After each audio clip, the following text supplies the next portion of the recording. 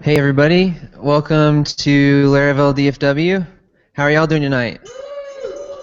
Everybody sound excited for everybody that's watching online. So this will be live streamed and recorded so you can find it later. So if you're watching in the year 2022, Laravel will probably be on version like 7 by then. This will no longer be relevant, so just go ahead and skip to the next video in your playlist. But for those of you in the year 2016, we're glad to have you. We're here at Axxess. They've been super gracious, so thank you for that. First off, my name is Tanner Hearn, so you can tweet at me with my name. That's how that works. But thank you for coming.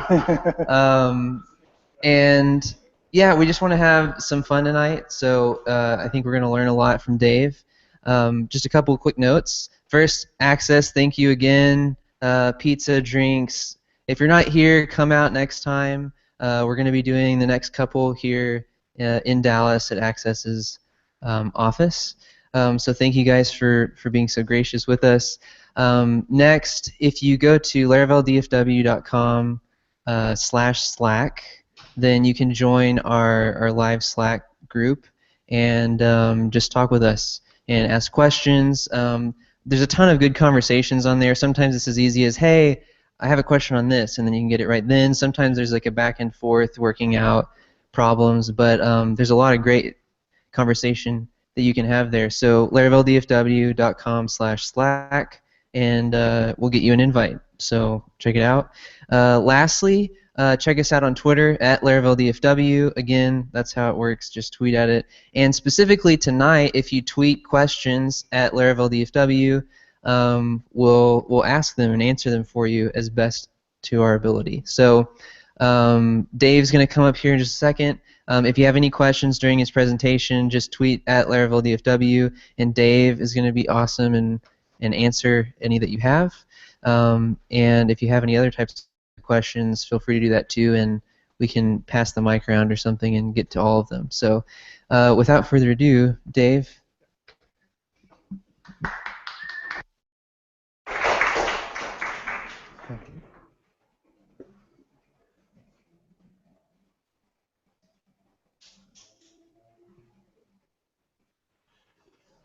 Thank you, guys.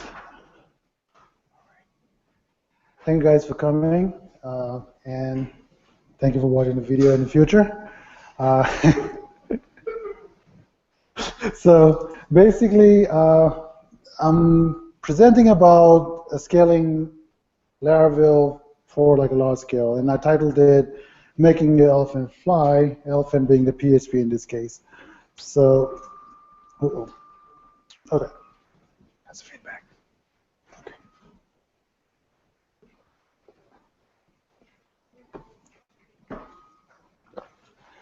So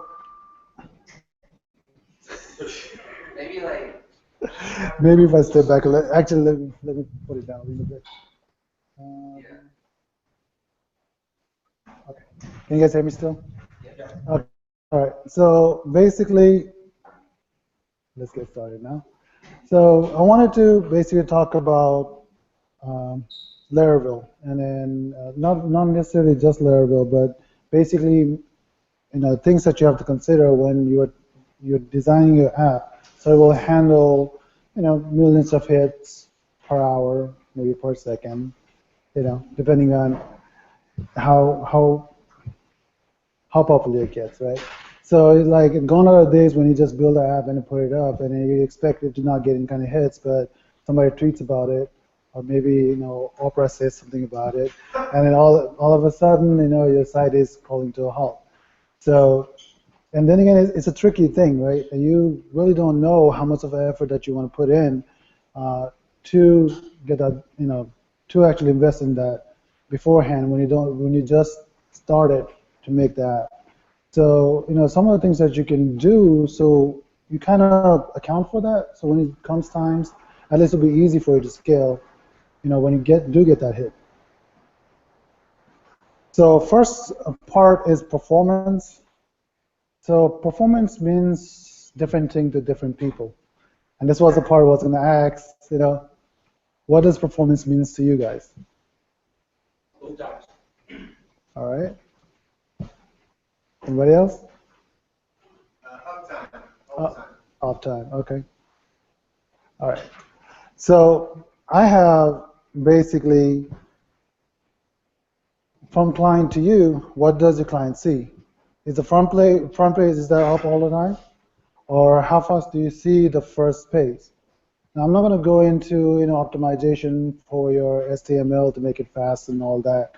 The whole JavaScript thing where you put in the bottom and a CS in the top and all that. So basically I'm going to talk about making it seem, well, first of all, your goal should be to make sure that your site comes up every time. And then it comes up fast.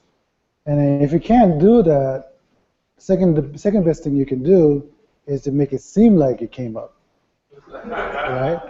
So one other thing is DNS. So DNS is important, right? A lot of people just put DNS in their hosting sites. A lot of people use GoDaddy, so they'll put GoDaddy in their A record and IP, and they're done. And then when GoDaddy goes down, your site is down because nobody can reach you.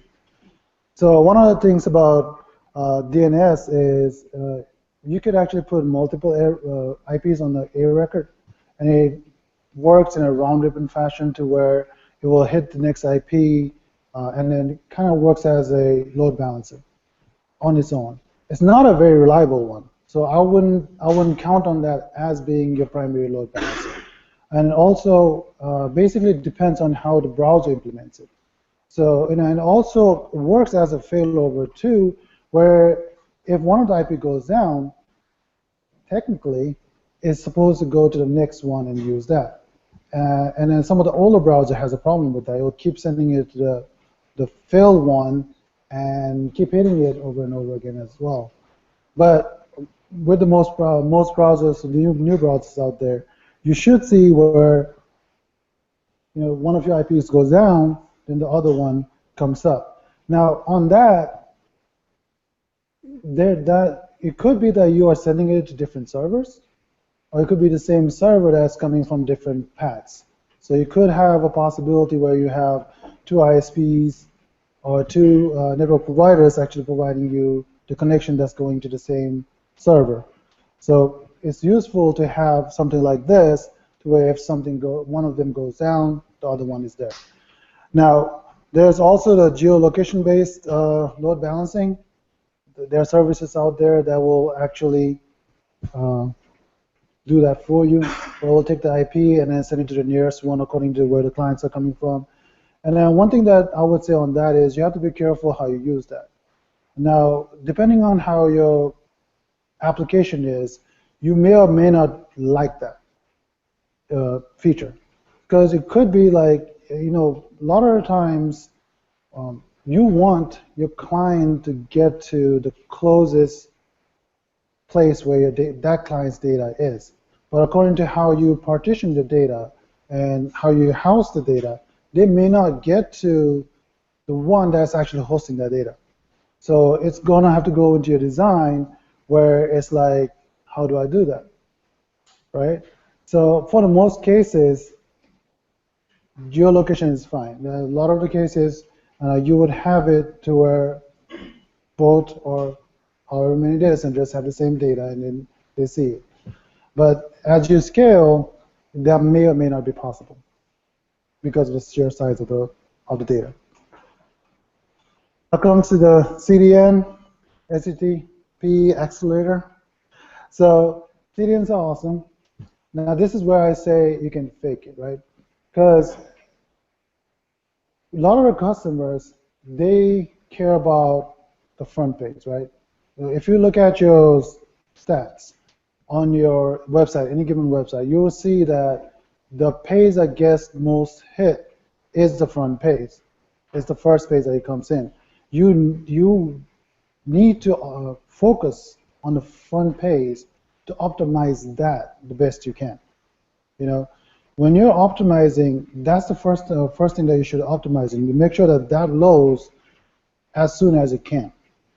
So I'm going to talk about some tricks that you can do that.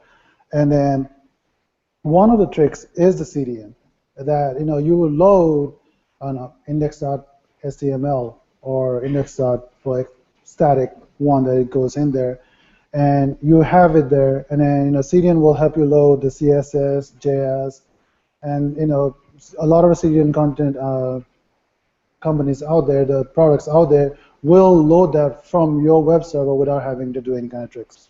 So it will refresh as soon as you make your code changes, and so on.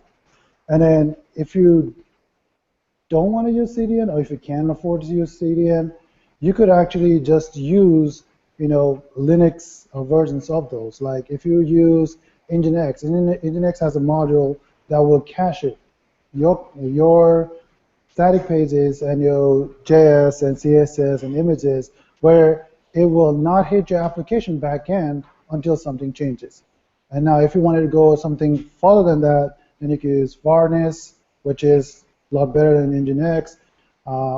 But don't jump into Varnish just because you need what you call it, a cacher, right? I tend to use one thing, and I like Nginx. I use Nginx a lot, just because it does a lot of things, and it does a lot of things well. It's not best at everything it does, but it does everything well. So if you just have one application that hasn't made you $1 million yet, you don't want to invest in all these other applications and setting them up, where you can just use this one thing, and then down the line, let's say you get a lot of hits that Nginx can handle for some reason, then you can go and look at other avenues at that point. And comes SPA, the single-page application.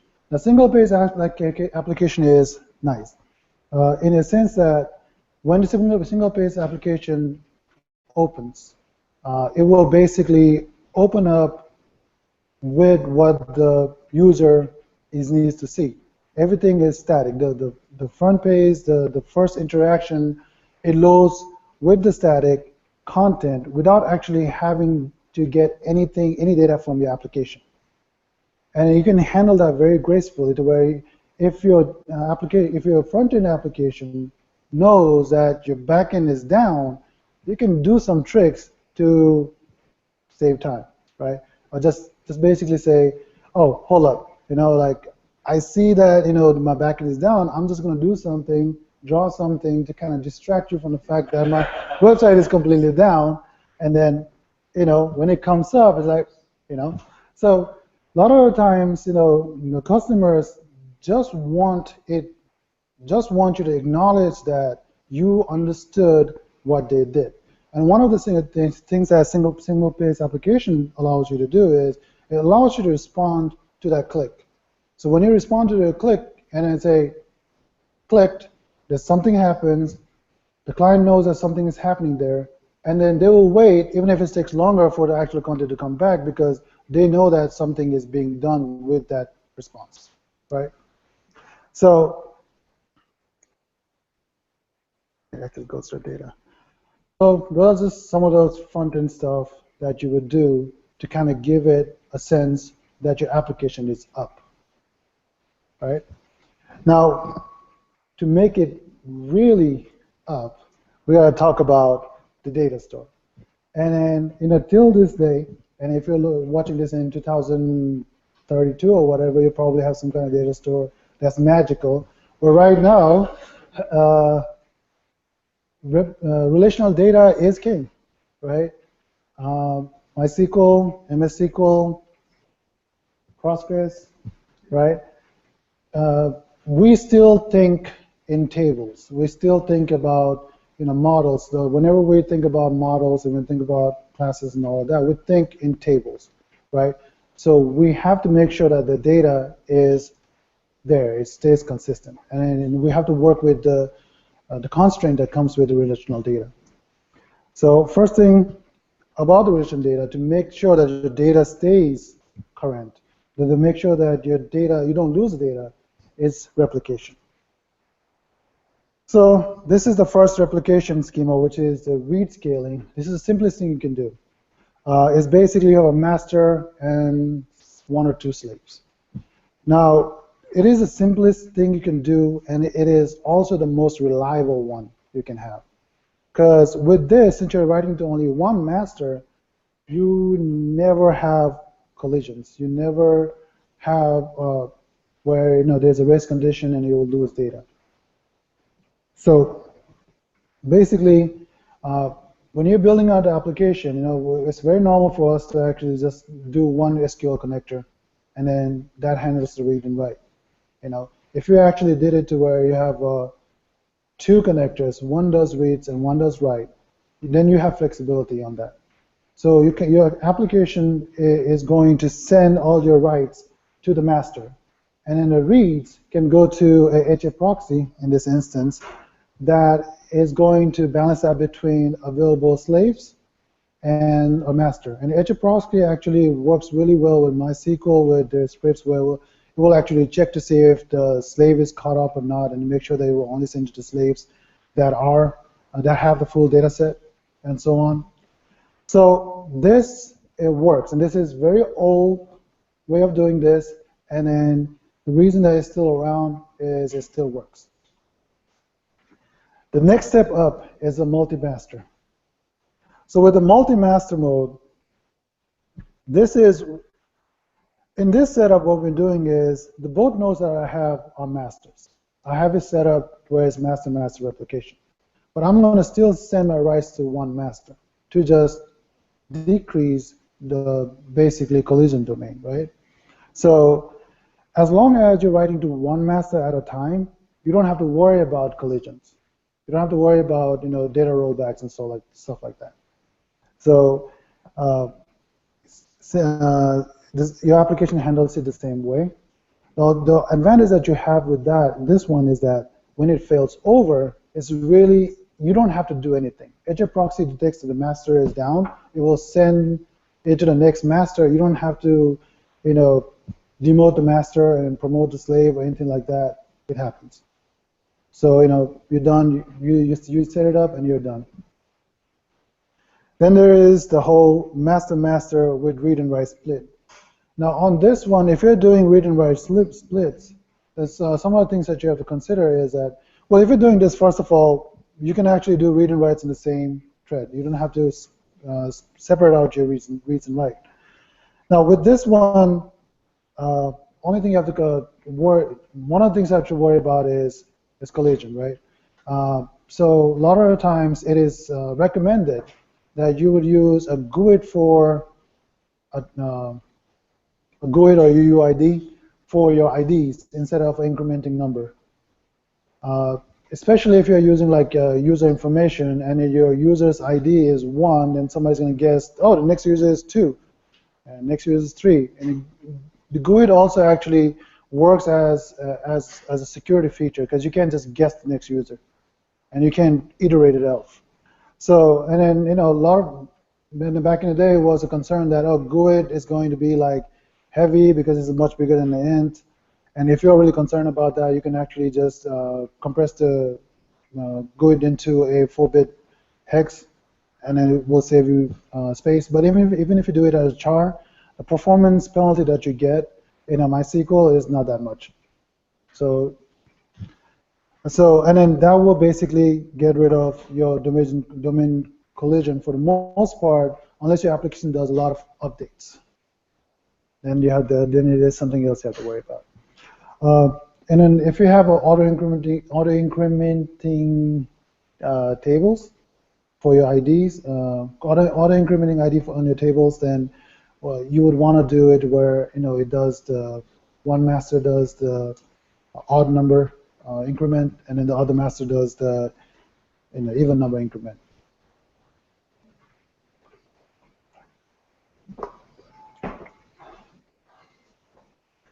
Now, that was replication. All replication did was took your data and then made copies of it all over the place, right? So if you have a database server with, let's say, 100 gigs of storage space, and your data set is 50 gigs, you have 50 gigs in all the database servers. Now you're going to get to a point where you're going to run out of physical boxes, size limitation. Now you can keep scaling that up, 100 gigabytes, 500 gigabytes, few terabytes. Then you're going to run into MySQL's performance issues because there's too many rows and so on. And then it comes to a point where you have to split your data up. And that's where the sharding comes up. And the sharding, what that does is basically splits your data sets into smaller chunks to where, well, first of all, it basically will house a portion of your data set on different servers. Now, when you do a sharding, first of all, if you got to the point where you're doing sharding, you should already have made enough money to pay for however many servers you need, right? So that's one of the thing is that whenever you're making an app, and then you think that you should, it's an app that you should get paid for, charge for that app. It's one of the things that a lot of the new app developers don't do. Is like they will make the app free, and they'll keep the app free for few months, and then it comes to a point where you can't even afford to keep it up, and then you charge for the app, and you got no users left. You don't have to charge something ridiculous. Charge $1, whatever, but that way you know that the people that are supporting you are actually supporting you. When you pay for somebody, for your person. When somebody pays you for that dollar. Hang on, I need something to drink. Okay, when somebody pays for your product, that really means that they really like your product. Right? If they didn't like it, they won't pay for it. And then if you don't charge it up front, then you don't know. Then you're basically wasting your time doing something that people don't really like. They're just using it because it's there. And then it doesn't apply for everything, but that's one of the things you need to consider. Because you're going to get to the point where you will need revenue to keep this up. You can't. I mean, if you're lucky that you get picked up by investors, and then you make you get a lot of the funds coming to you without any kind of revenue model, but you have to have that going. So because when you come to the scaling point, scaling is not cheap. So if you have, even if you wanted to separate, partition your data into two, you will at least need 4 servers, because you're going to have at least a backup copy of like one slave to one master, and then another slave to another master. So that keeps going on to where it adds up. Now there's some other products. Traditionally what you do is you would manage sharding yourself, right? Where you kind of an idea is like, okay, this part of my data is in this cluster, and then the other part of my data is in this cluster, and your application basically switch between one database to another database, and so on. But there are products out there that kind of handles that for you. Now, if you are used to MySQL, there is MySQL cluster that is used a lot. But then again, MySQL cluster is not even MySQL. It's actually an in-memory database that works completely different than MySQL does. Now, if you are planning to use MySQL, it is compatible SQL-wise, but there's some constraints that you have to think about, right? Because foreign key constraints, although they added it, it's not as good as the MySQL itself, and you have to think about that. But if you go into the MySQL cluster, then you're looking at least 3 or 4 nodes to get you started. And then there's MySQL Fabric, which is basically it's basically a routing engine that runs on top of your MySQL nodes, and actually has a hash map where it will basically it knows where your data set is. So it will shard the data for you into this nodes, and it will replicate however many copies you want, and so on. And it will basically, when you send a request to it, it will check the hash map, redirect the request to the right cluster, and you get your data back. Now, that works awesome for when you are in one location. Now, if you have to go to multiple locations, like multiple data centers or something like that, then that's something you have to solve on your own. Now, I want to talk about how another aspect that you think about when you're scaling. How consistent do you need your data to be, right? Facebook does a lot of scaling. They have tons of MySQL Server, and they can spread it out all day long, because it does not matter how long it takes for that data to get replicated. They use eventually consistent data sets, right? And a lot of the technology out there does use eventually consistent because it's easy. And you can basically guarantee that the data will become consistent across your cluster, eventually, and you won't lose that data for the most part, right? And then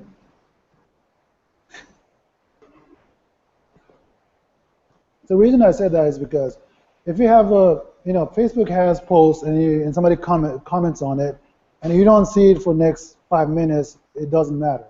But if you have something like electronic health record software, for example, and then a nurse has changed the medication, and then the nurse in the field doesn't see that for 5 minutes, and then they give him the wrong medication, you're screwed. So when you need to have the data consistent across your cluster right away, then a lot of these sharding technologies out there, a lot of the clustering solution out there does not work for you unless you kind of handle that in the application. And then how you handle that in the application depends on what you're using. So, all right. And then if you use PostgreSQL, does anybody use Postgres? You do? Do you like it? Yeah. All right. Yeah, a lot of the MySQL people don't like to hear this, but Postgres is pretty good. And it has a lot of the features worked out already that MySQL is still kind of trying to get to. MySQL is awesome, but you do run into some performance issues when you have millions of rows.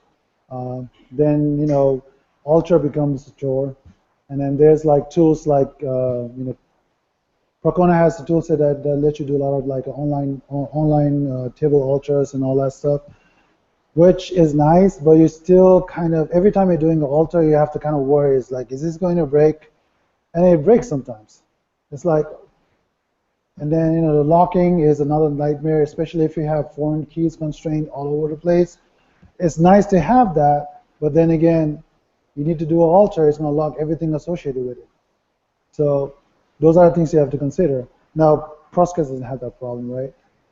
And then there's other stuff too, like transaction is an issue with MySQL. Although transaction has been a lot nicer with the new version of MySQL, there's still stuff that you expect a transaction to handle that it doesn't. So, like you'll change your table name to a temporary table before you actually ran the transaction. That happens. So, all right. So NoSQL data types, right? NoSQL databases. So a lot of the people think about NoSQL databases as, oh, this is awesome. This is like, there's no schema. I don't have to worry about tables. I'm just going to throw it in there and it works.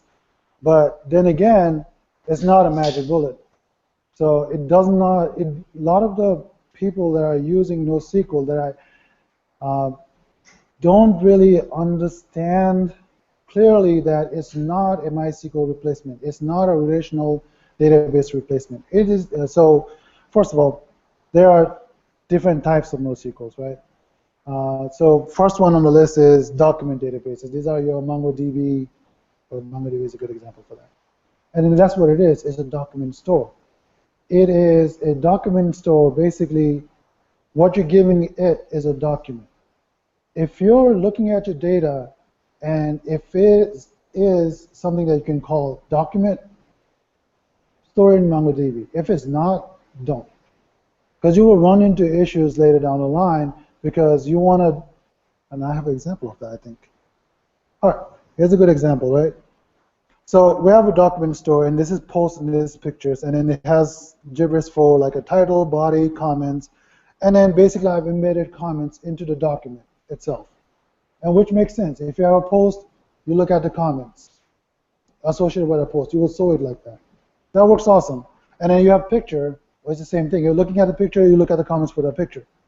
Now, when it comes time to actually, you wanted to actually do some kind of admin panel where you want to look at all the comments and then, filter it out, basically admin it so you can block it or whatever, right? Flag it.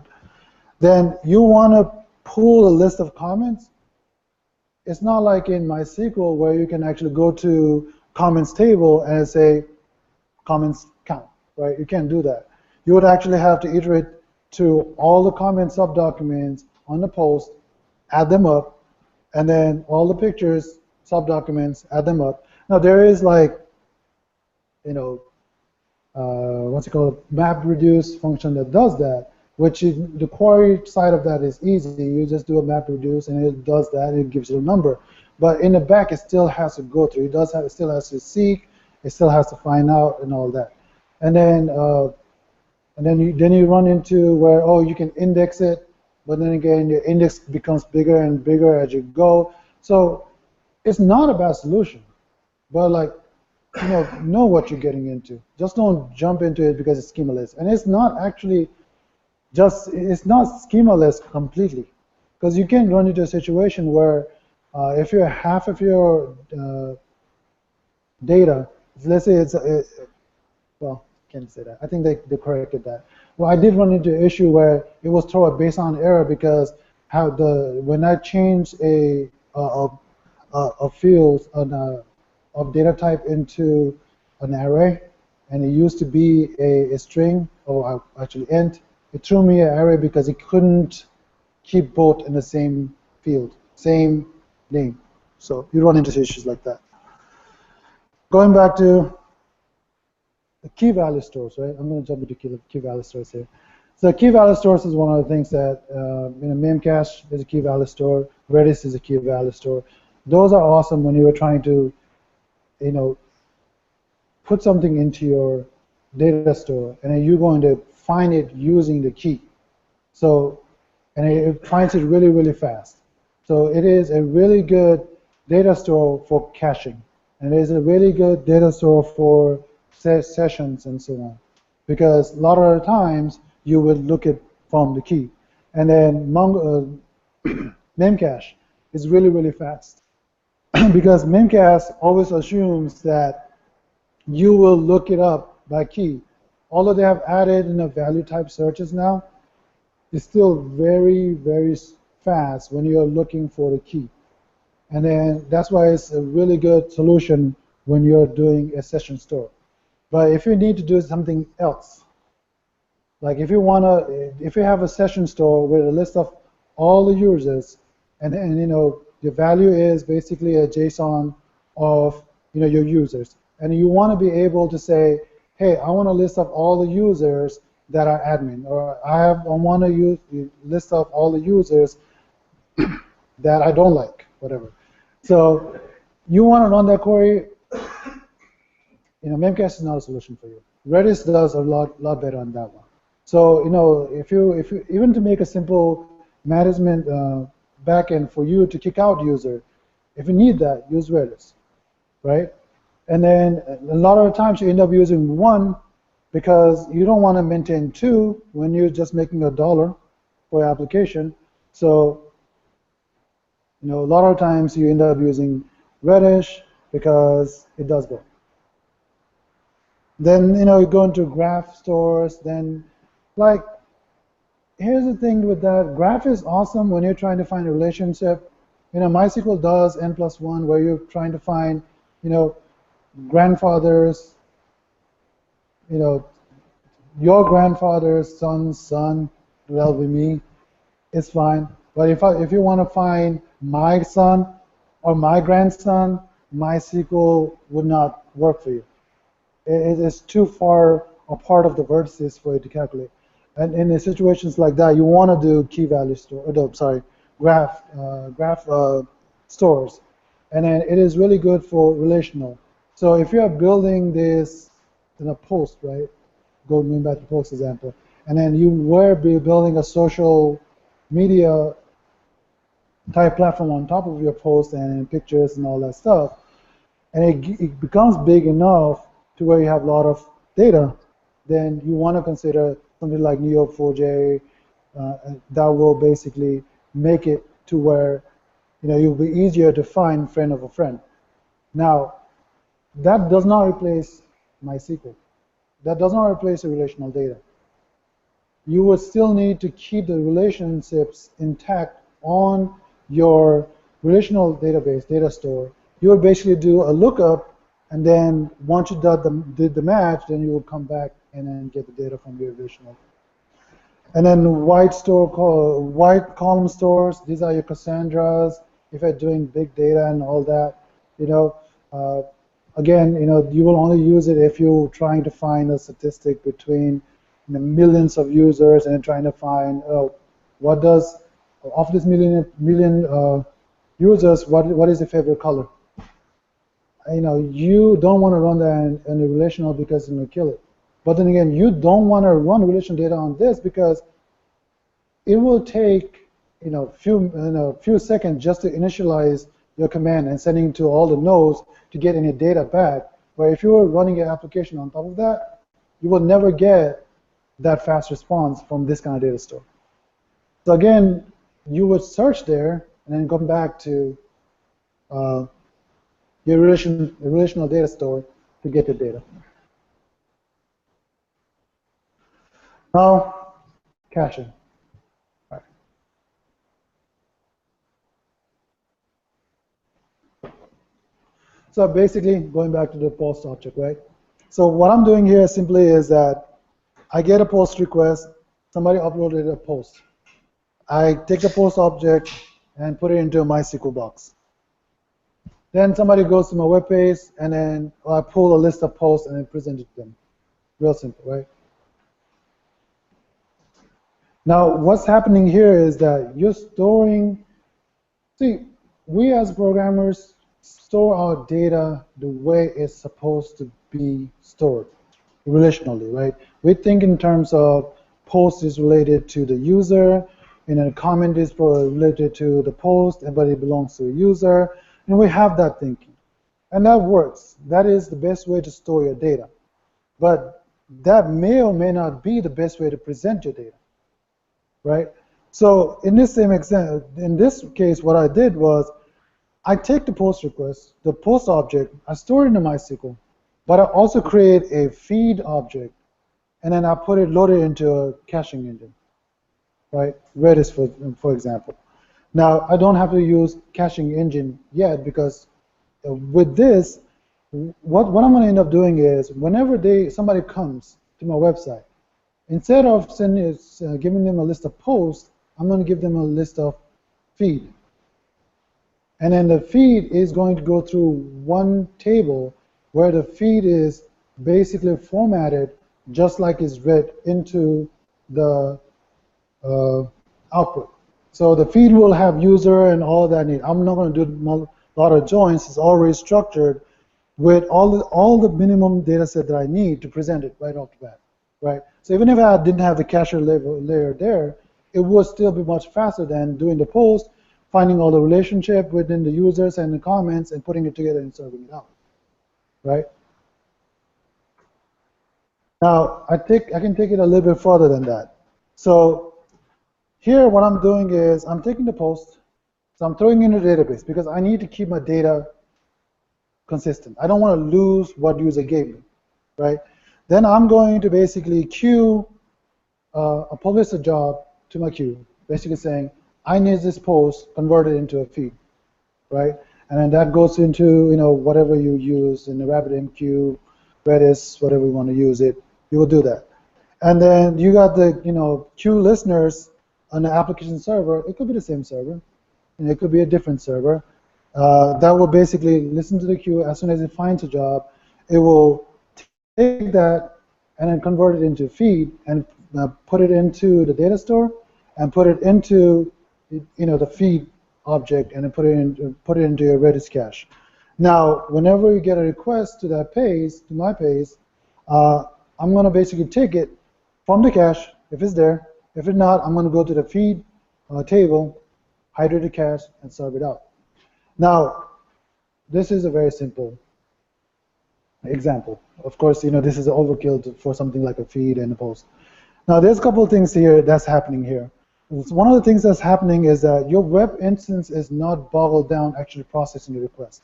Feed is fine. What if it was a video upload? You don't want your web thread converting your video and then pushing into your post object and then telling your user, oh, I'm done. That's going to take a couple of hours, right?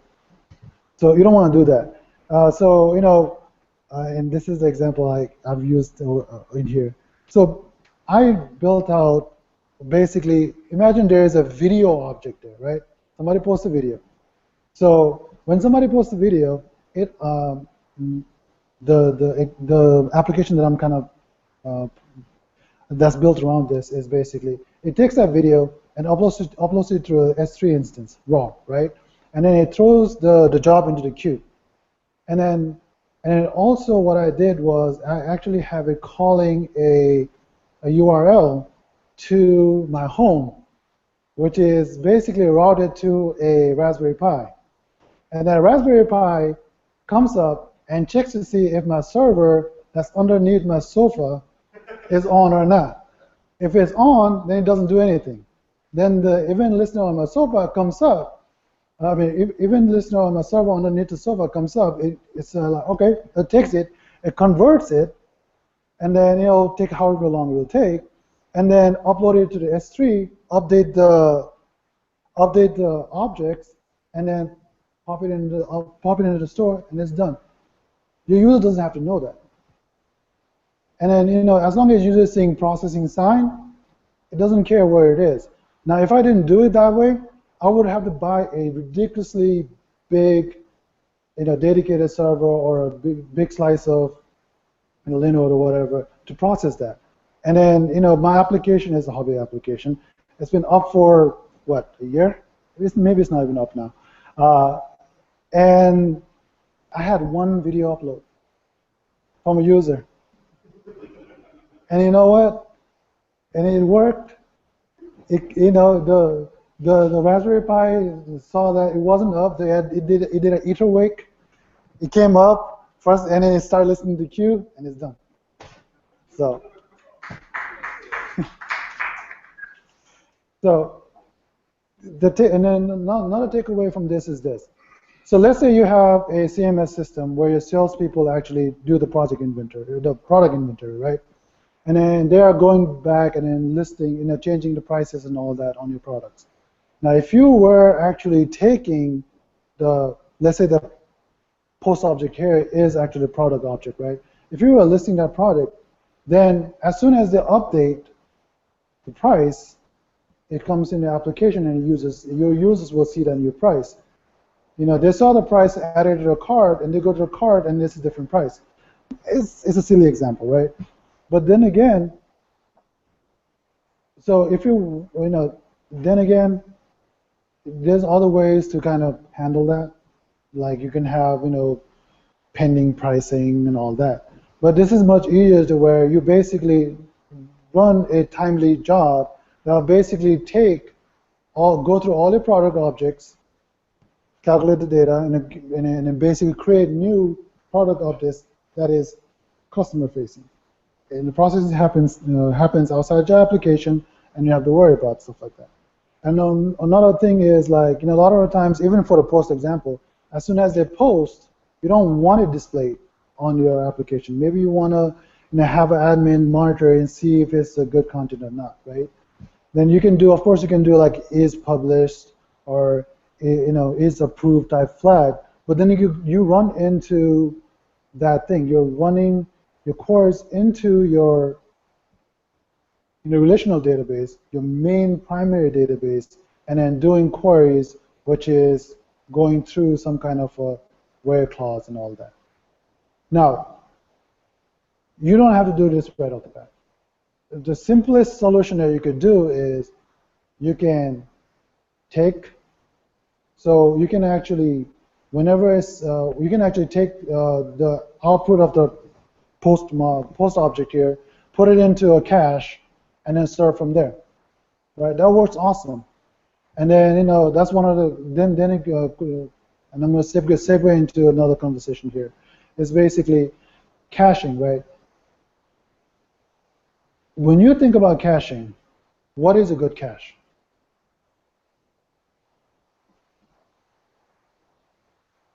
Like, how long does the cache has to be viable for you to consider it being cached?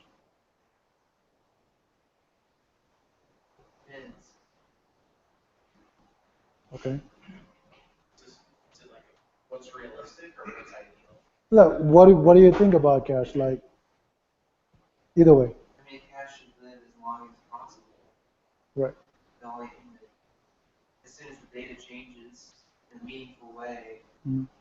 it needs to update. But that could be minutes, hours, a day, months. Right. Right.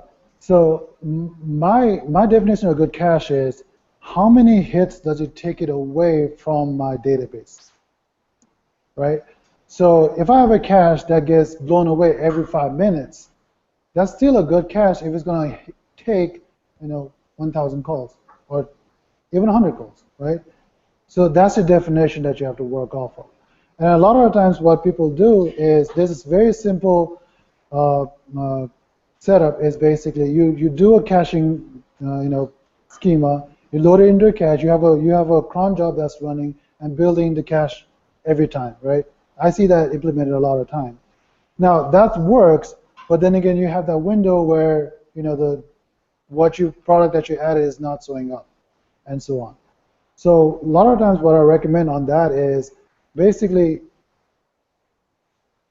there's two things. One is your data access should look for the data on a cache.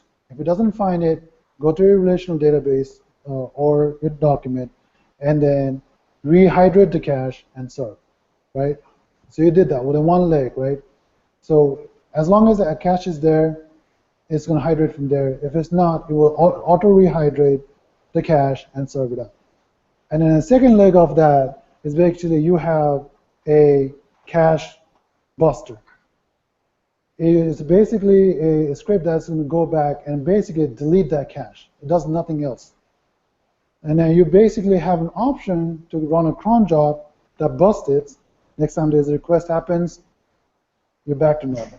Or you can actually do hooks in your application where, you want to do something like you really don't need to change your cache until a new post has been published, right?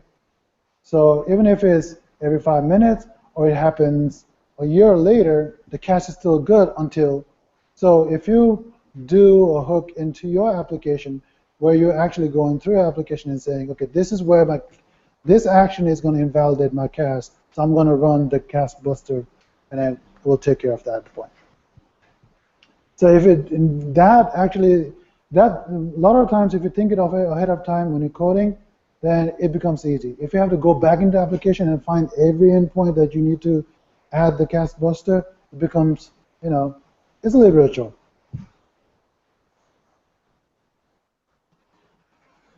Sessions. Okay.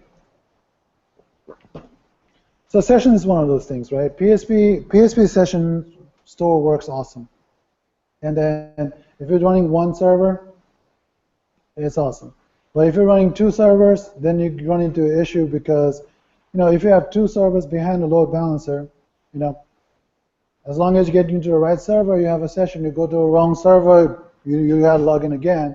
And you can actually get into a point where it's like you log in and you go to another one, you log in. So you keep logging over and over again. So distributed session store, Redis, Memcache, simply works at that point. And then basically that will allow you to hop between as many web servers as you need, where it doesn't matter where your request lands. You have the session, you can keep going from there.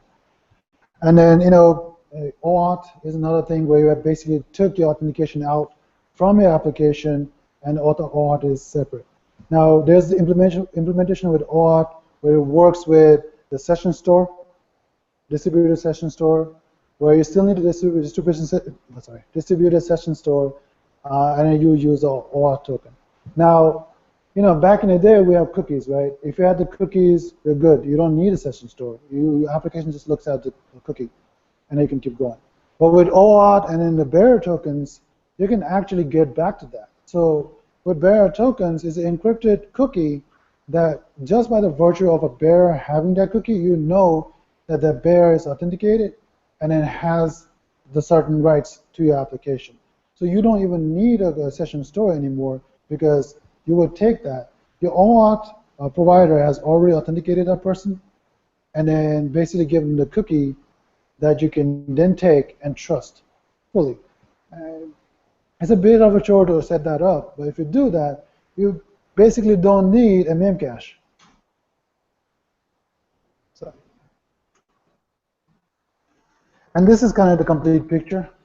So on here I have the DNS, and then there's a load balancer, and a load balancer of my choice is Nginx. I know people use HA. Thank you. Our Nginx actually handles what 500,000, no, 500 million. What was the number, Thomas? Daily requests? A lot. A lot. It's what, at least 500,000, something like that? No, just Nginx. And Nginx has cool features. It does in the SSL offloading.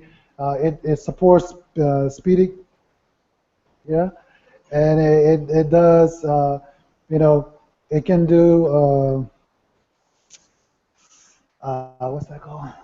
Events, push, and stuff like that. It could do, caching, just like Varnish would do. It could actually do asset offloading. One of the things you can do is that your application, let's say that somebody's trying to download a file from your application.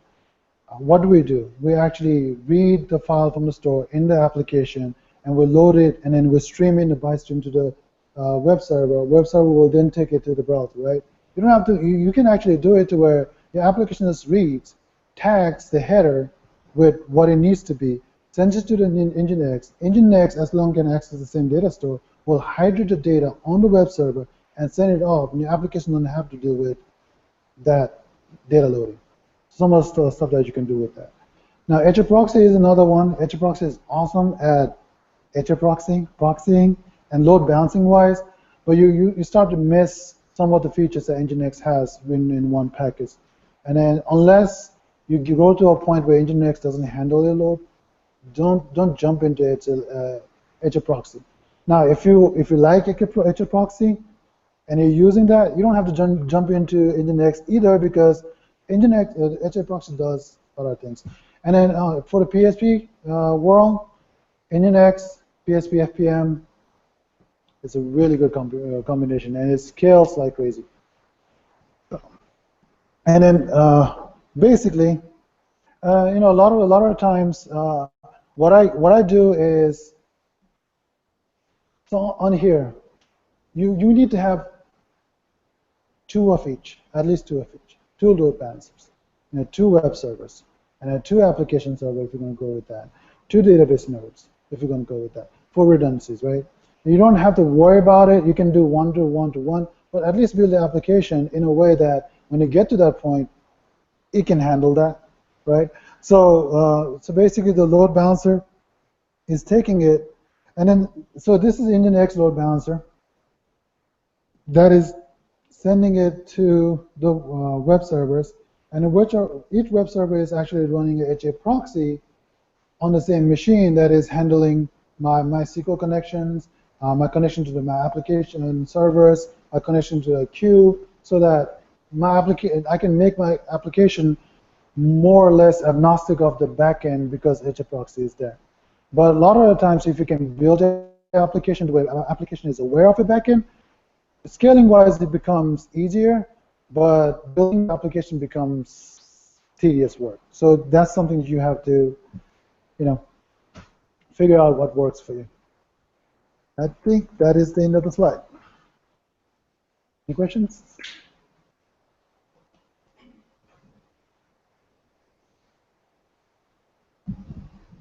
All All right, so you had a question, just coming from a guy who's hardly ever used cache in any of stuff I've been doing. Mm-hmm. What's a good example, or what's a breakaway part to where you say, okay, this needs to be stored in a table versus this needs to be cached? Mm-hmm. And what example does something get up to a point where, like, okay, maybe we do need to start storing this in a table versus instead of keeping in cache? Like, what would be a good example? Well, that's the thing. That becomes on what gets accessed more, right? If you go to Amazon.com, right, the first page that you get comes completely from cache. It does not hit your data store at all. So that's what you need. You want, see, the thing is, your relational data set is your bread and butter. This is your application. This is where all the data set lives. If it slows, you're out of business. If it loses data, you're out of business. Okay, you want to baby it. You want to give it the least amount of load you can give it, right? So basically look at what gets load most, and you cache that. So front page is one of those things, right? In this application example, feed is the front page, right? That comes from the cache completely, right? And you can actually take it to a point where it's the CDN that's actually doing it, not even your Redis store. Your application doesn't even get hit, right? The second is that when somebody clicks on a post and then views the post, that doesn't need to come from the data store either. You can cache that because the post doesn't really change that much, right? And then when it comes to the comments, you can actually do it to where, depending on how frequent it is, you can actually, so basically what you're doing is you're basically creating a separate data structure that is geared towards the view and caching that. And then it's up to you. You want to optimize your first page and your second pages. That's the given. Anything after that, you basically have to decide, okay, I'm getting this many hits, and I can do this and take it away. And you basically keep going that way. And then Laravel has a really good implementation of cache, and it's super easy to just, so it's not like back in the day where you had to like, cache here, you don't do that. You just tell it Redis cache this, and it does the whole thing. And one of the things that I used to do before Laravel was that I used to actually generate static content into HTML files and then load it into a public directory and serve that, and then basically update those files. If you don't want to do Redis implementation and all that, that actually will take, because the thing is when Nginx will handle your request, that is like fraction of the resource than when it actually gets to your application layer. And depending on how the application is written, how big it is, that could be a lot of load that you're taking away. Right. All right, so we have one from Twitter. So again, if you're watching online, just feel free to tweet at Laravel DFW. So Stuart says, say your application is starting to slow down.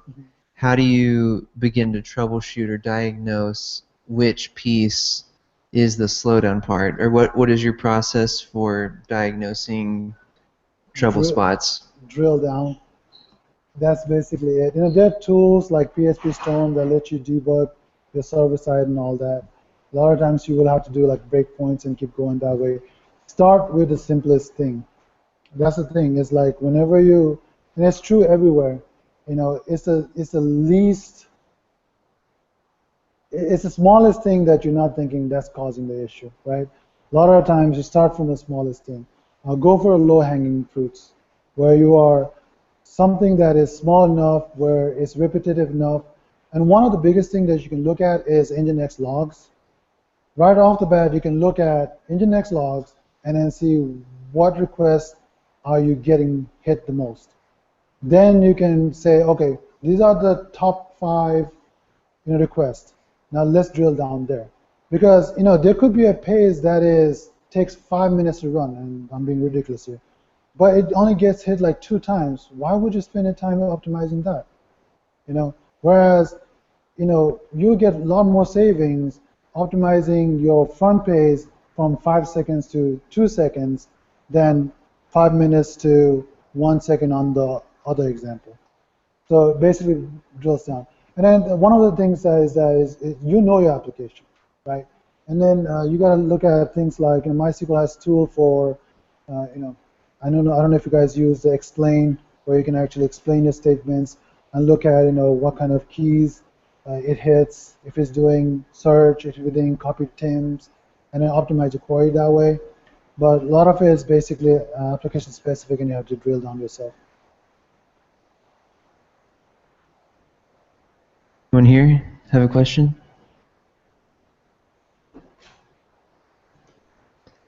All right. Well, okay. Here's Nathan. One last question, David. Do you have? I noticed that you have some AWS logos and stuff here and there, and I'm a big user of that. Do you have any dashboards that you use to kind of visualize your whole setup as it's running, to kind of get a diagnostic health check, of how everything's going? Well, dashboard, a lot of times I would build out my own, because you know your data. There are generic ones that are out there that you can use. What was that?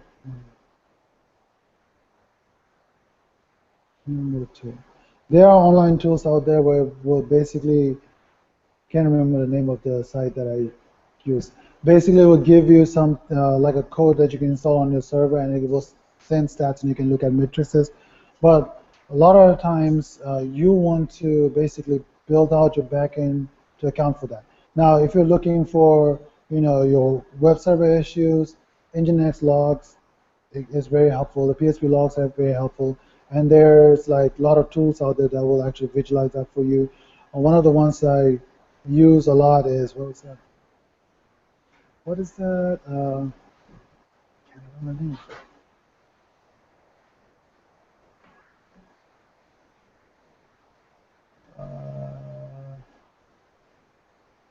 Kibana? No. Okay, I'll have to. I'm going blank on that one. So there are tools out there, but then they're going to give you an idea of what's going on and where to look, but they're not going to give you a complete picture. Any other questions here?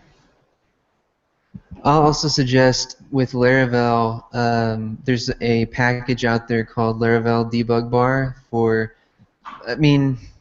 smaller apps, but it can be used for bigger apps as well. Okay.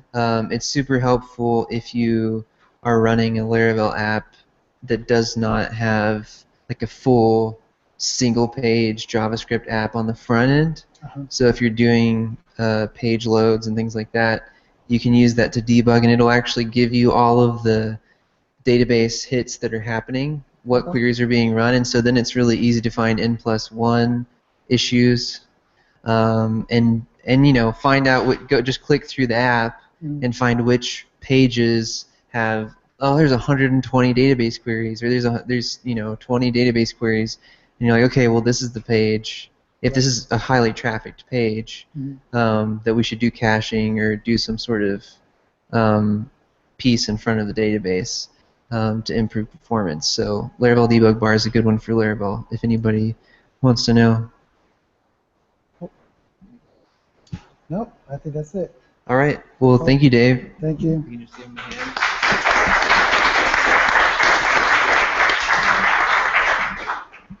Well, so thank you again, Dave, for presenting, and thank you guys for coming out here, and for everybody watching online. We have some pretty cool things coming up in the next couple of months. You'll see them online. We're trying to get ahead on releasing what the talks are going to be about. We'll be doing more here at Axxess, so that'll be great. If you have any questions, again, check out our Slack. So it's just laraveldfw.com/Slack, and you can jump on there. You can hit us up on Twitter. If anybody has any topics too, feel free to talk with us. We'd love to hear about what you're working on, and we're always looking for speakers. So if you use Laravel day to day, feel free to come talk with us. Without anything else, I think that's it. So thanks again for coming out, and thanks Axxess. Why don't we give Axxess one more round of applause just for hosting us. All right, well, we'll see you guys next month. Feel free to hang out and for a little while. See ya.